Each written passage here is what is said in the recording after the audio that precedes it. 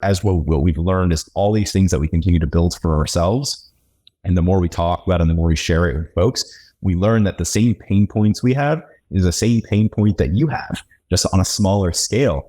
I bet you if I asked you, Brandon, do you want more bookings? Do you want more revenue? Do you have issues with your cleaners? Is maintenance? Hello, you're listening to Ready, Set, Go Real Estate Investing Podcast, presented by Brandon Elliott. This show will be going over all aspects of real estate investing and is intended to educate, motivate, and prepare you to take action on your first or next real estate investment. For more information, please visit BrandonElliottInvestments.com. Thank you for listening and enjoy. Welcome back, everyone, to Ready, Set, Go Real Estate Investing Podcast. I'm your host, Mr. Brandon Elliott. I'm excited today. As always, you guys know I'm based out of San Diego. We got my brother up in LA, just neighbors right here that we should have did this thing in person. It would have been fun. But what's really cool about Sief and what he's been doing with his team, he's got 60 members, a part of the team worldwide. They are in 8 different states, really taking over the market with short-term rentals. And they set up a short-term rental fund, syndication style, raised over $63 million for the fund over their rounds of raising, and just started in 2021, like towards the end of 2021. So just a few years into it, doing a hell of work here, bringing in about 12 million in revenue per year currently in these rentals. And there's a lot to be said with all of this. Like, there's a lot here. They got 90 listings that are live, 30 that are under renovation right now. And overall, it's pretty mind blowing because this is like the first of its kind. So, like, I've heard of a lot of funds out there, a lot of syndication styles. I don't know anybody else in the space that has actually set up a short-term rental fund. So because I own a bunch of, short-term rentals as well here in San Diego and in New Jersey, I'm just excited to hear more about this and greedily, take in as much as I can. But without further ado, Sief, what is happening, man? How are we doing today? You excited? Good, Brett. I'm excited, man. You fucking put it on. Sorry, I should cuss on this. You do your thing, man. You be you.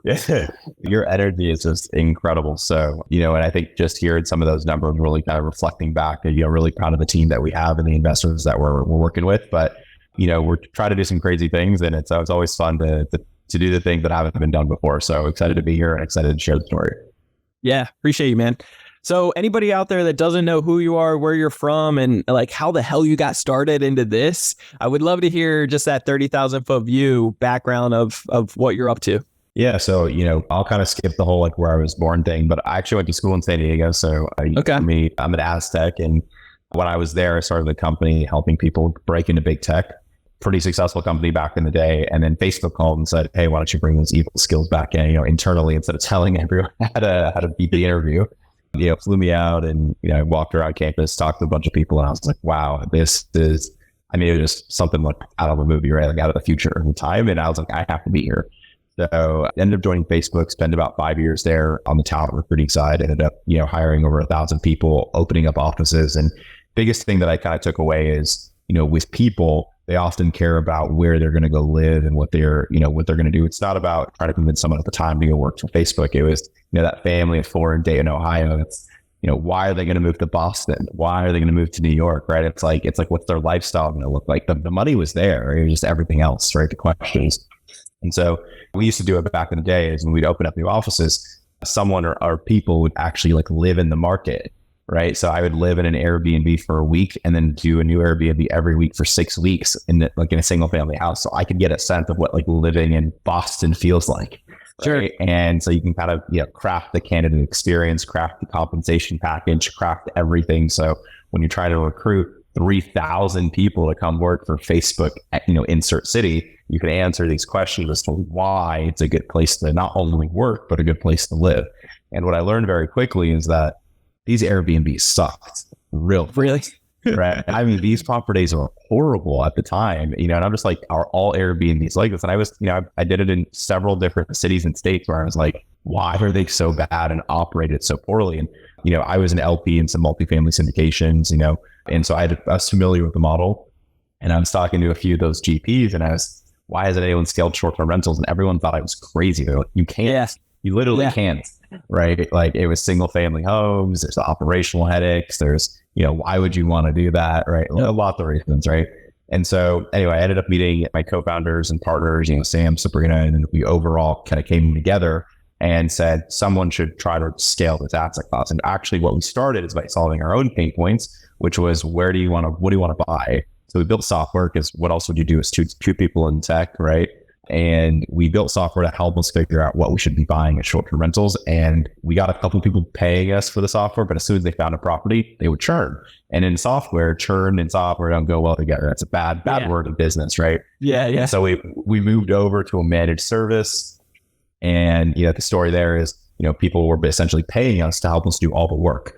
And we were using our own tools. We had about 6 or 7 homes that way. And then what I realized on a Zoom just like this is everyone was so jealous of everyone else's property. They were like, damn, Brandon, yours looks great. Sief, yours looks great. Sabrina, yours looks great. And, I wish I owned that. And they were basically describing a portfolio that they each had a share in. And again, having been an LP myself, I was like, they're describing a syndication. Right? And it would make our life 10 times easier if it was one to many instead of one to one with all these different clients and their different needs and all those types of things, right? So we brought up the idea. Everyone went for it right away. 3 days later, we announced it to our community, some friends and family, and we raised $7 million in 30 days. Like it hit a nerve, right? And we were like product market fit, as they call it in the tech world. And then our first year would go on to raise a little over 37.5 million, give or take. And then this year we're roughly sitting year to date about 26 or so. So we've raised about 63 million. We have about 120 properties that are either live, under construction, renovation.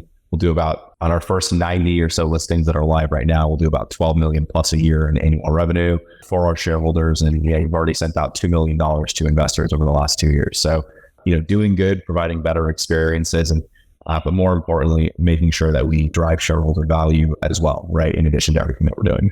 I love that, man.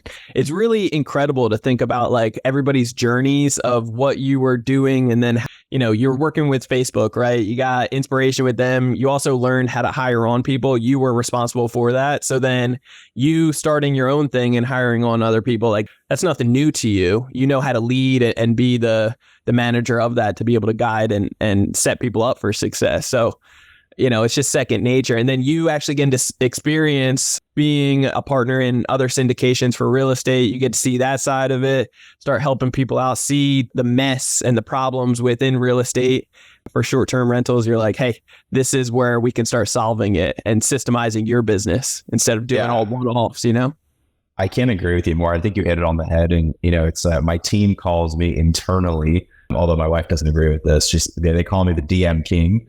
Because I purposely recruited our leadership team to who we are. And like, it's the one thing I will very non-humbly brag about is we have the best team in the business, right? Yeah. Like we have the right people in the right place, in the right roles, doing the right things at the right time in time. And I think a lot of that has to go, the work that all these numbers I'm talking about wouldn't be possible without them. Everyone from, John's our head of data, known as the Airbnb data guy. Josh is our head of operations, XPR Wharton. Mick's our head of asset management, Sief Khafagi, right?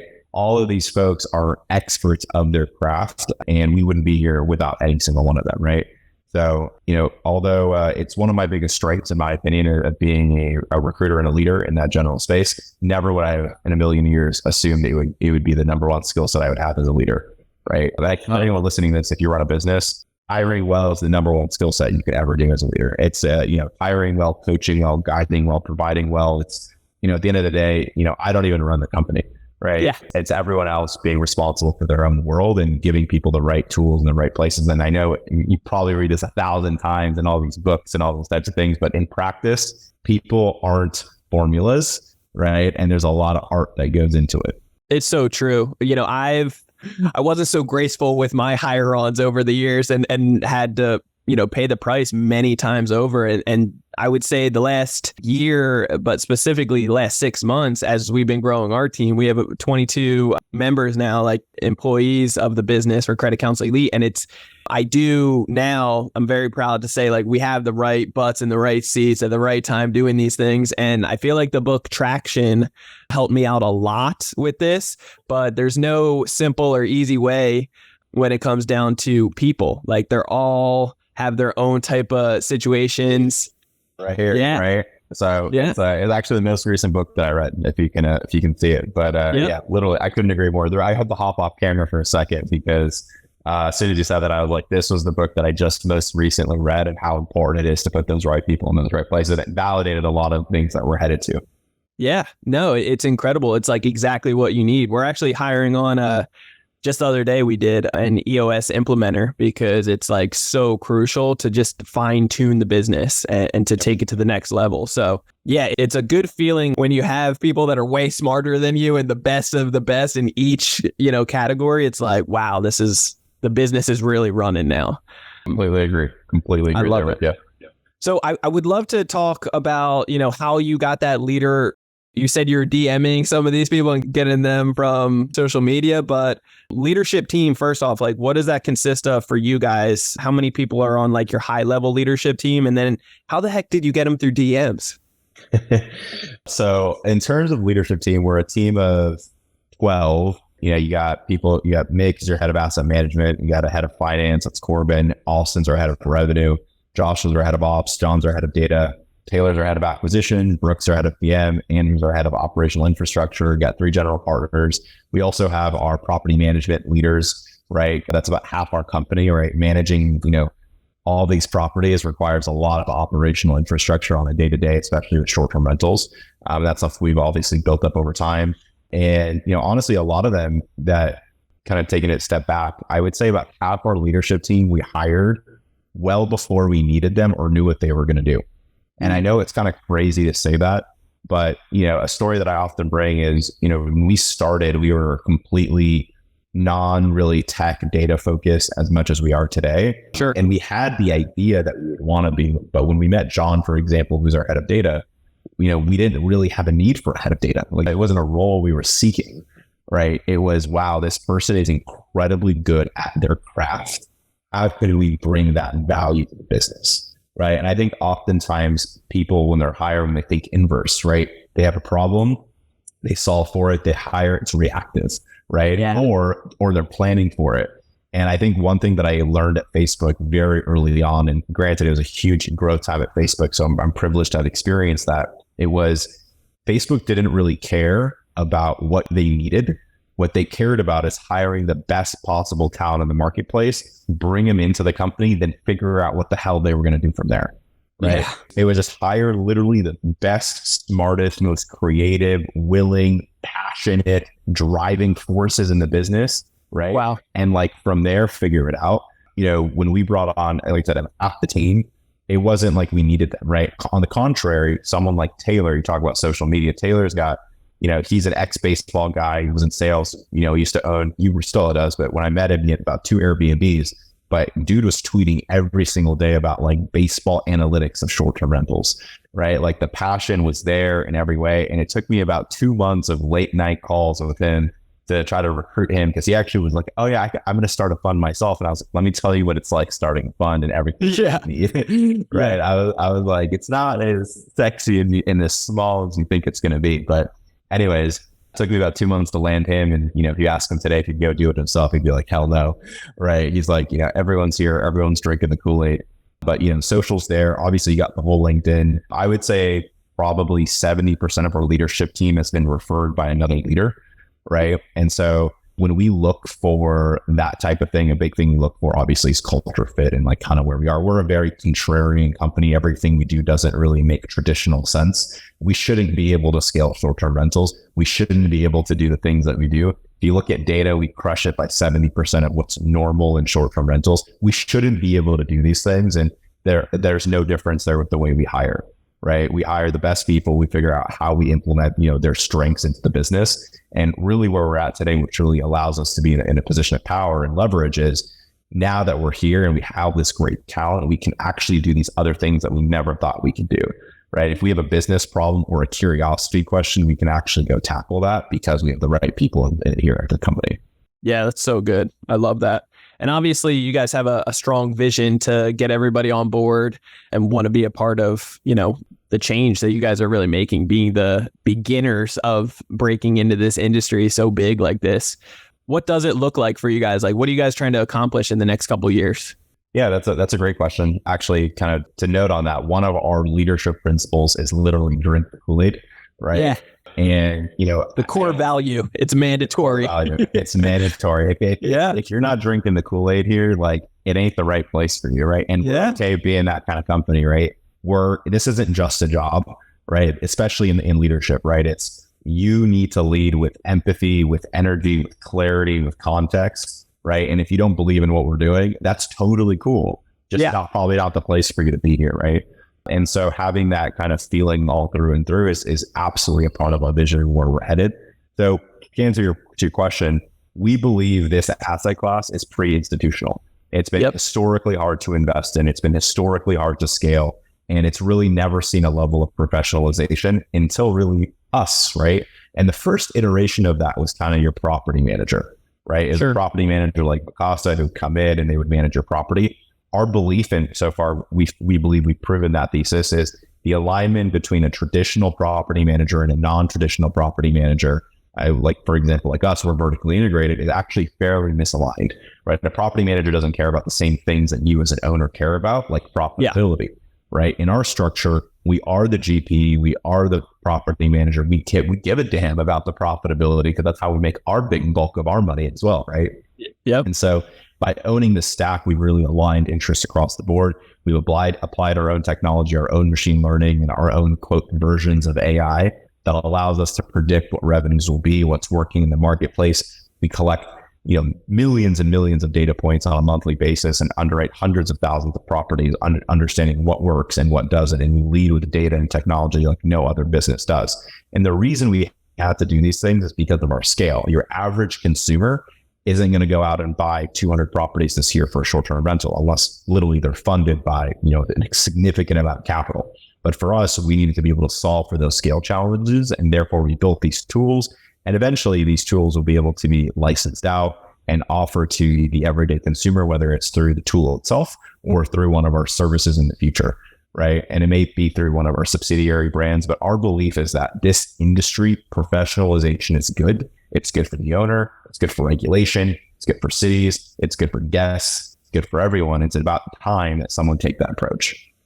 I love that. I really do. And I think the big question here that a lot of other institutions and fund managers have kind of stayed away with is all the legality when it comes down to, the different states.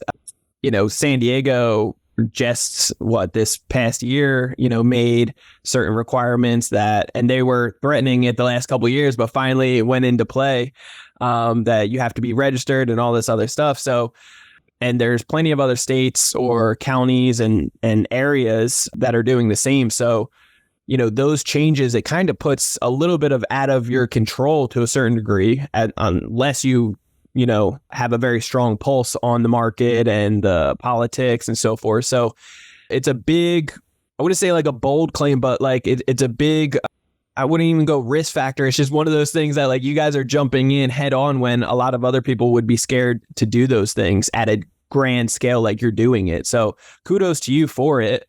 Talk to me about what does this actually look like though internal for the team of scratch your head, pulling out your hair of like, holy shit, what's going to happen next? And how do we actually stay on top of this? Yeah. I mean, on regulation itself, it's certainly a risk. We are a pro-regulation company. We believe in regulation and we hedge actually fairly well against it. For example, in, one market that we invest in, $3 billion worth of short-term rental income and taxes drive roads and schools and all those things. I don't care what you tell me, $3 billion is never being replaced there anytime soon, right? Yeah. It's also a second destination type market, right? And another one of our markets, which is a little bit more metro, right? It's a state law that short-term rentals are by right and that only HOAs can actually, tell you no. So we're not buying in San Diego and New York and Los Angeles and Miami. First and foremost, the numbers don't make sense, right? In terms of what you can do. We also don't compete with hotels. Our average property is a 4-bedroom or larger with a pool on a reasonable sized lot that we're amenitizing and building a pickleball court and a basketball court and bowling. And these are not things you're going to do in your high rise in downtown Miami, right? Yeah. You're just not going to get that. So the ways that we differentiate ourselves inherently reduces our risk of regulation, right? Not to mention the markets that we're buying, not to mention the types of assets that we're buying. We're not even buying starter homes. right? And everything that we do from a renovating perspective is also typically purpose built. We spend $150,000 plus on a renovation, including furniture design and everything in between, right? Like we are purpose designing and purpose building for the product that we're doing because we expect to own this asset for the next 4, 5, 6, 7 years. And we're positioned and willing and ready, if needed, to hold it forever if we had to, right? That at that point makes you a seller that's never scared, right? Yeah. And the worst thing you want to be in a market of real estate, especially when shit hits the fan, is a scared seller, specifically on the debt side, right? All of our debt is fixed for a decade or longer, and we can refi within a decade very comfortably. If you look at history, never had a time in 10 years gone by where rates haven't fluctuated up and down, especially to a favorable point. So unless history does something it's never done before, we should be all right. So, that in itself with, obviously operating Airbnbs, you got regulation, you got renovation, you got permitting, you got neighbors, you have guests, you have the illusion of parties, you have maintenance, right? What we do is real estate, but really it's primarily business, right? At the end of the day, because you're operating a business outside of a property, right? And the property itself is the foundation, and you've added value through these renovations and these value adds. And our team is incredibly good at understanding ROI down to the T. We can tell you if we do X, we should generate Y, and that is tracked meticulously. Every decision we do, and fun fact, in our first fund, we were spending roughly $110,000, give or take, on average per property in terms of like renovations, furniture, and fixtures. In our second portfolio, we're spending, $40,000 more, if not even more than that, sometimes per home. And, sometimes people look at that and they're like, well, why? Right. And well, the data shows it. We grossly underestimated the amount of revenue that we could drive with the type of renovations and design amenities that we put, a hot tub, a pickleball court, bowling, outdoor bowling, mini golf. I mean, I kid you not, our homes do oftentimes 2 or 3 times the amount of revenue in the same market as a comparable home based on the value that we're doing. So everything is meticulously tracked and there's data behind the decisions.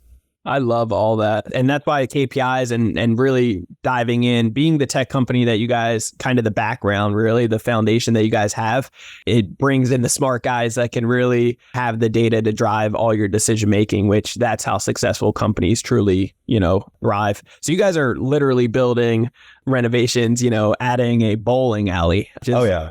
That's like an outdoor bowling alley, right? And you got like pickleball courts. We've done a golf simulator that's done really well.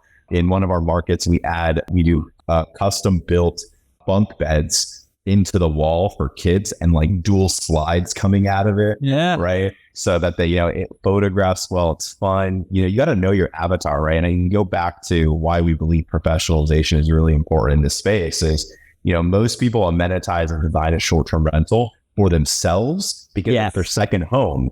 Right? They're not thinking about who's coming to this market, right? And if you're starting any business, one of the first things you should ask yourself is, who's my customer? Yeah. Right? Yet in short-term rentals, no one is asking who's my customer because in their head, their customer is themselves, right? I need to design and amenitize this house for myself, my family, my friends, because we're going to use it a week or 6 weeks out of the year, whatever it's going to be. And that's why we want to buy it. However, for us, we don't think like that. We're never going to use the house, even though our investors can.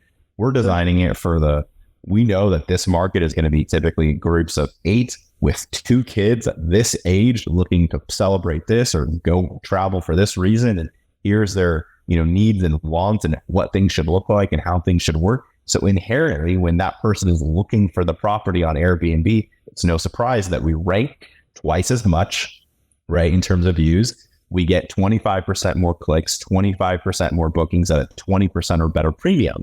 Why? Because we're serving the audience what they need. In fact, what I just described is exactly like ranking on page 1 of Google.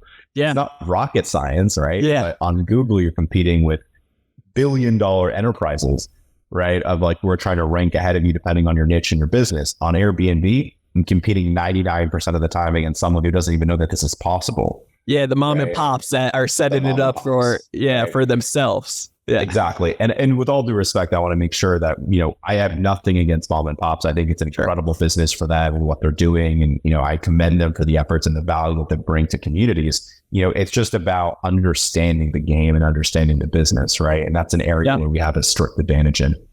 Yeah, no, like I'm that person, honestly. Like I'm the mom and pop that we have like, a dozen plus Airbnbs, but we are not setting it up. I'm putting my own finishing touches that I think would be nice, but with no goals or plans of ever staying in any of them.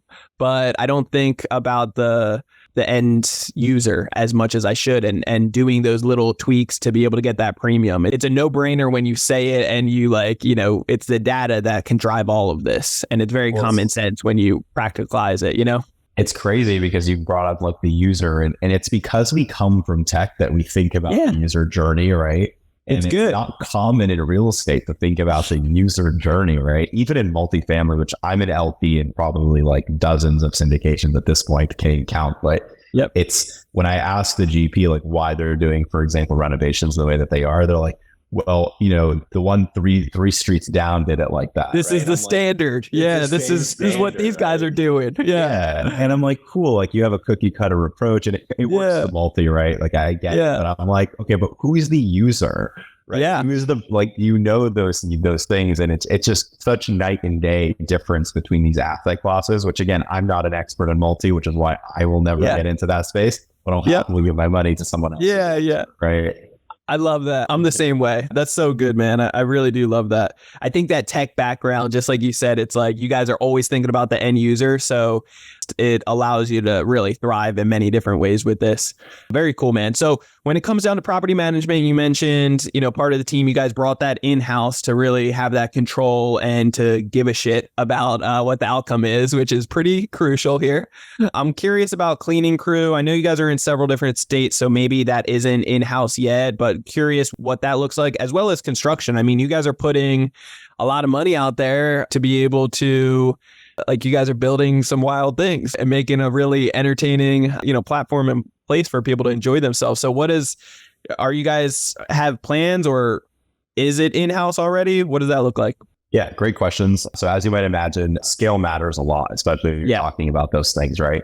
And when we first started the company, we never had plans of being vertically integrated. We actually were forced to be vertically integrated after the providers that we picked didn't meet the demands that we were looking for. And, we were sitting there, we were like, shit, we just raised, I think at that point, like $7 or $10 million. And all our service providers were like, we don't do that anymore. We don't want to do that. I'm like, what do you mean? Like, we signed a $25 million engagement to do this. And they just said, well, we don't want to. I'm like, well, we can either shut down or we can build it ourselves. Yeah. Right?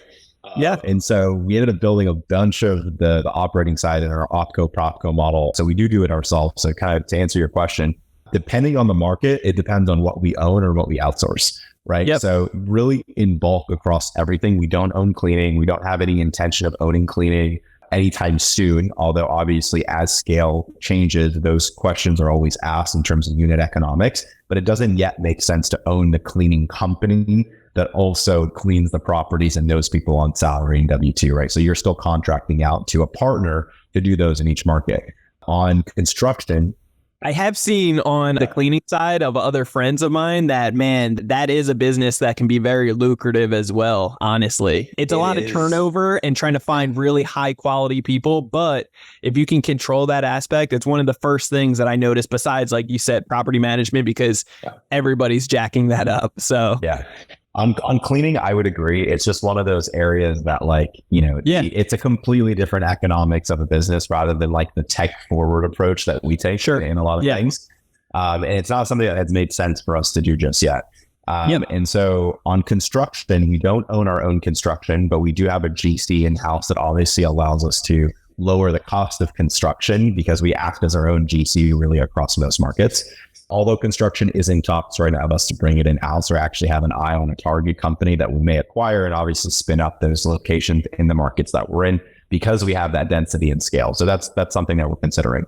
However, the things like maintenance over time, we have 3 main markets where we're in today and then kind of tier 2 markets as well. And our 3 main markets, as of last quarter, we did bring on in-house maintenance, in-house market managers, right? Because you start to get density. You have 30 listings in a specific market, it actually makes a lot of sense to bring in maintenance in-house rather than paying that service call every single time you have something happen, right? Short-term rental is kind of high.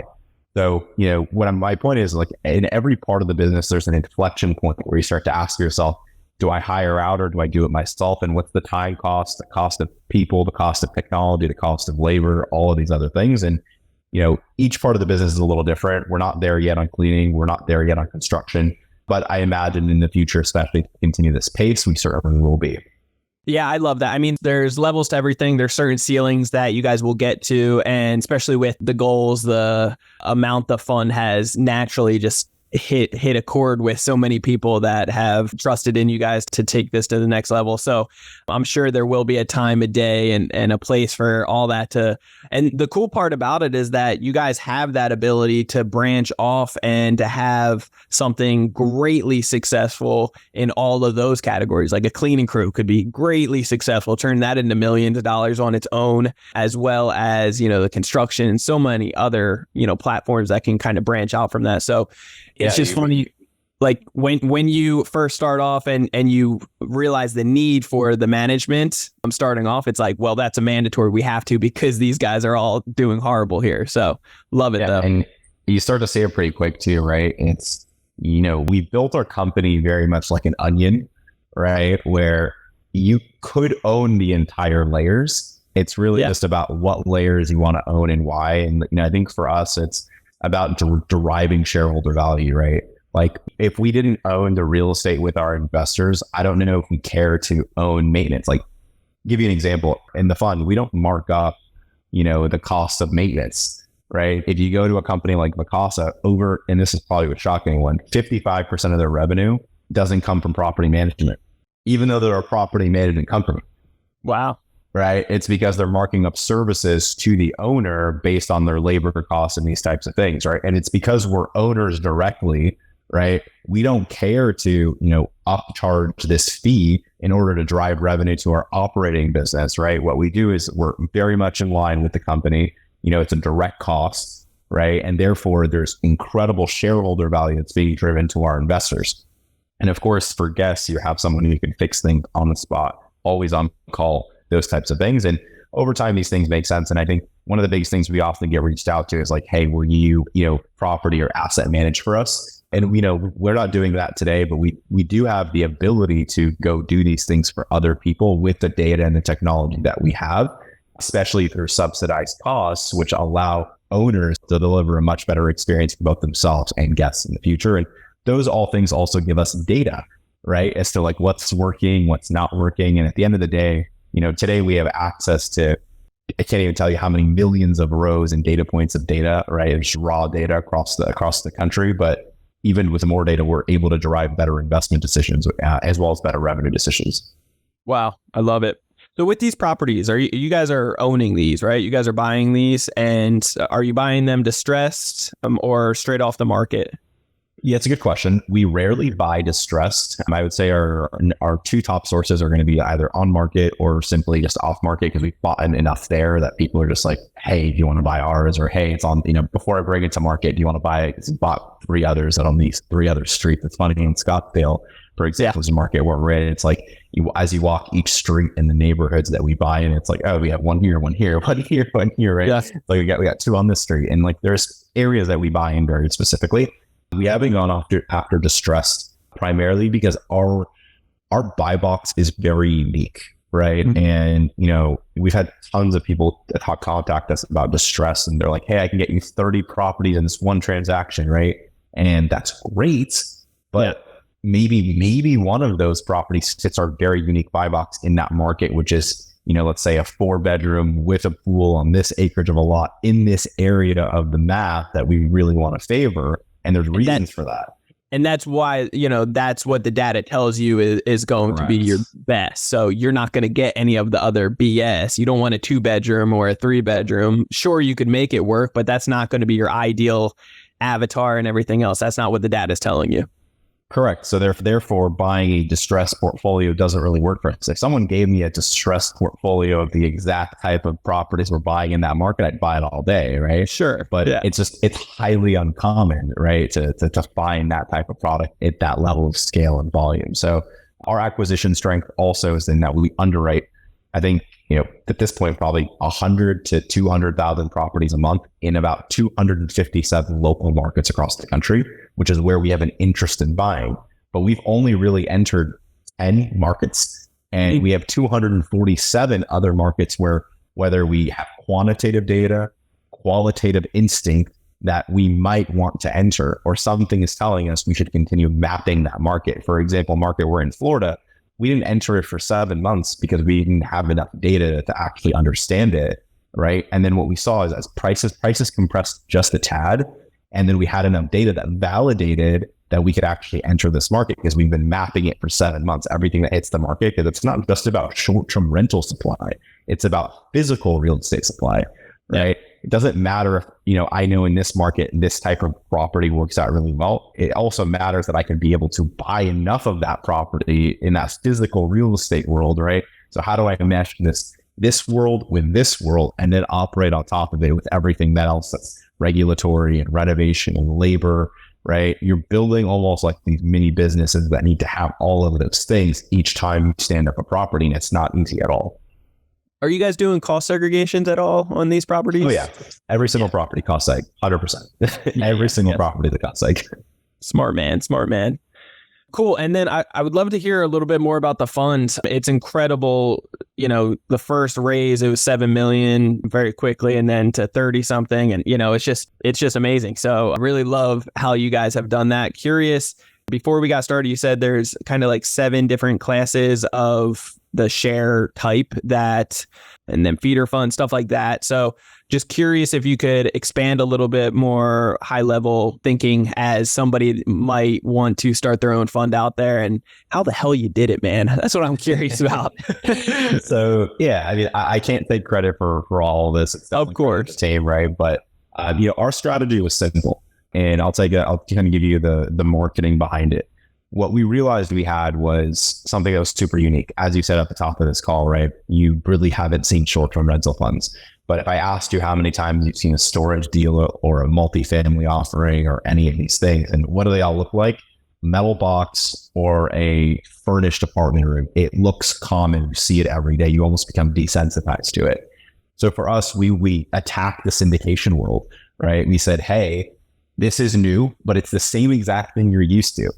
Right? It's the same exact structure, just different asset class. And you had sexy photos that didn't look like a storage box, right? Because our content, our properties are marketable. They're sexy. You don't see that typically in apartment buildings and storage units and RV parks and these things that are more common asset classes. So we did that. We went on podcast tours, right? We did all those types of things. We spend a lot of money on, socials and getting the word out there in conferences, and we built a brand around being the leader in the space. If you want to invest institutionally type in short-term rentals, we are the go-to choice. But also just traction, right? Sharing our revenue numbers, going after fund managers. And you talk about someone who wants to start a fund, with us, you can make 2 to 2.5 times as a fund of funds working with us than you would make working with a multifamily operator. And the reason for that is we have better margins, right? In terms of what we can do on the specific asset, which we can pass through, right, to the fund manager for anyone who's looking to invest, with that. So it's getting a lot of people excited. It's also educating them about this asset class. It's also, generally something that hasn't been done before. And look, we get the risk. This is something we tell each and every one of our investors. We are shooting for a home run grand slam outcome, right? Package this portfolio, sell it off to an institution, and that's a grand vision. But we also have hedged almost all the risks that we can, which is we have fixed rate debt for a long time. We buy well, we buy responsibly. Our DSCR 3X, which is 2X that of multifamily deals. So we can hold for a really long time if we need to, and maybe we hit a double if we have to. Right? Yeah. And so, understanding and sharing that vision and being the authority in that space has really helped us. But, anyone who ever wants to raise money from investors, and disclaimer for us, of course, we are only accredited. So we only work with folks who are in the accredited space. But, you got to be able to share a mission and a vision that is almost bigger and greater than you are in terms of what you're building.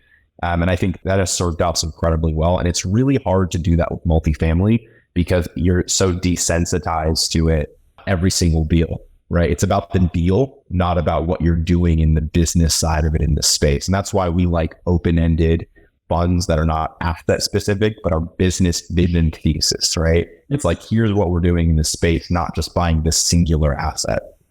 I love it, man. I'm so pumped up for you guys. I think it's Yeah, it's just incredible. So, dude, I don't even know where how to end this. I want to keep going.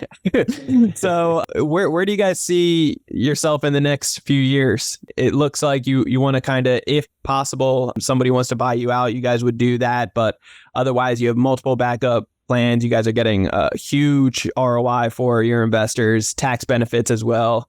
So it's just a no-brainer in so many ways.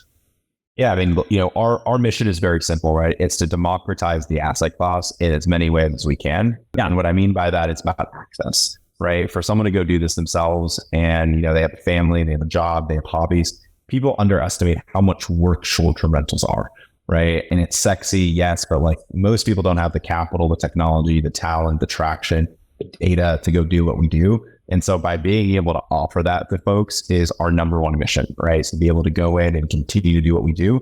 And in parallel to that, we serve two people really primarily, right? It's our investors, but it's also guests, right? And it's delivering incredible guest experiences. And I'll never forget, there was the first time I got a photo from one of the cleaners in one of our homes. We had a whiteboard in there, and this little girl took a picture with her and her grandpa next to the whiteboard. And all it said on the whiteboard was, "Thank you for all the games. It was the most fun I've ever had."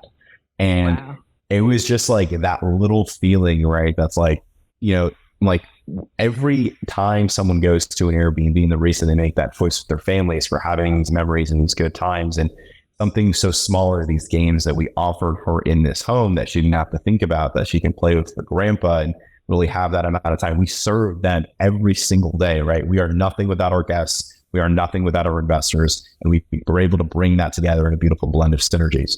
And so we continue to drive the guest experience forward. We are always making it better. We automate a lot of things on our end, so we have less mistakes and less things that we miss, because inherently speaking, remote management is not an easy thing to do, right? Yeah. So we're making improvements in technology. And what's awesome is, as what we've learned, is all these things that we continue to build for ourselves. And the more we talk about it and the more we share it with folks, we learn that the same pain points we have is the same pain point that you have, just on a smaller scale. I bet you if I asked you, Brandon, do you want more bookings? Do you want more revenue? Do you have issues with your cleaners? Is maintenance a pain in the butt? Every single one of those would be like a resounding yes, because we know the pain points, and we're building the tools, the resources, the layers of the onion that we're using ourselves, because we have to build it for ourselves to run and operate, that eventually we hope to offer those same tools and resources either through products or through services through one or more of our other subsidiary companies in the future, that would allow other folks who, still want to be in that active management space to have choice and better perform for themselves, their family, but also for their guests that are staying there, right? And that's kind of our belief in the professionalization space. And that's where I think we're headed over the next couple of years. I think an exit is inevitable, right? I think at some point you get to a certain size where institutions, anyone in the space 3 or 5 years from now wants to buy 500 short-term rentals in a portfolio, there's not going to be many options. And really, we're going to be the leader in that space. And whether we fractionalize that or hold them forever, whatever, ends up happening, we have a lot of choice. And I think having choice is a powerful thing in the world of investing. I agree. Yeah, I love that. Man, it's so incredible, everything that you guys got going on, and very thankful that you took the time out to be on today. How can people get a hold of you guys? You can check out techbuster.com. We're all over LinkedIn. I'll shout out, Taylor's active on Twitter. I think he's Mr. Jones STRs. John is the Airbnb data guy. If you want to go on TikTok or YouTube, and, we share a lot of things. All our data is public, by the way. So if you're curious, you just book a call with our team. Like, we'll literally send you a link, and literally what we did last quarter on revenue and expenses and mortgage and everything. You can see everything. Everything we do is as public as can be. We want to bring as much transparency to the space as possible. And I think it's something that more GPs should consider, right? We do everything up front. Everything's branded and marketable and sexy, and data's in your face. And, we firmly believe in what we're doing. So if that's you, we'd love to have you if you're an accredited investor. And if you're just curious, book a call, learn more, see what the hype is about. Love it. Yeah, guys, I highly recommend. I'm going to be booking a call. Let's just say that. But I recommend you guys do the same. And just a wealth of knowledge. The more that I get better at business and learning the mistakes that I've made in the beginning stages versus what we're learning that actually works today is data driven changes and hire-ons or reasoning behind all your decision makings. Really, that's how businesses run. That's how successful businesses are made. So that's the thesis right here, Brandon. Like, I know not a lot of people can see my screen right now, but the whole thesis behind the name TechVestor is simply data-driven investing. Yeah. Right? Whether it's tools or resources or opportunities or whatever it is, we believe the world needs more data and better inferences on that data. And we believe we can help that. And the first spot we're tackling is short-term rentals. Love it. So guys, reach out to TechVestor and reach out to the whole crew. I mean, just a wealth of knowledge. So very excited for that. Appreciate your time today, brother. It was amazing having you on. Guys, if you want to get a hold of me, you can always do so on Instagram. It's Brandon Elliott Investments. Otherwise, Facebook.com/Brandon Elliott Investor. If you guys are looking to really learn how to get the banks to say yes a hell of a lot more and get up to $500,000 every 6 months at 0% interest, you can check out creditcounselelite.com. Getting a big stack of these. So getting a big stack of these 0% interest, learning how to do so that you can start, grow, scale your investing and be able to do it safely and securely. Check out creditcounselelite.com. You can get a second opinion from us and be able to hear more about our journey and what you got going on. So with that being said, make sure you hit the subscribe button to Ready, Set, Go Real Estate Investing Podcast. If you haven't already, what are you waiting for? Do so right now and leave that 5-star review. Greatly appreciate all the love, all the support lately. You guys are amazing. Means the world to me. And we'll catch you guys on the next one. Till next time, God bless. This has been another episode of Ready, Set, Go Real Estate Investing Podcast, brought to you by Brandon Elliott. For more information, please visit BrandonElliottInvestments.com. Also, please don't forget to like, share, and leave a comment below. Thanks again for joining. Until next time, God bless.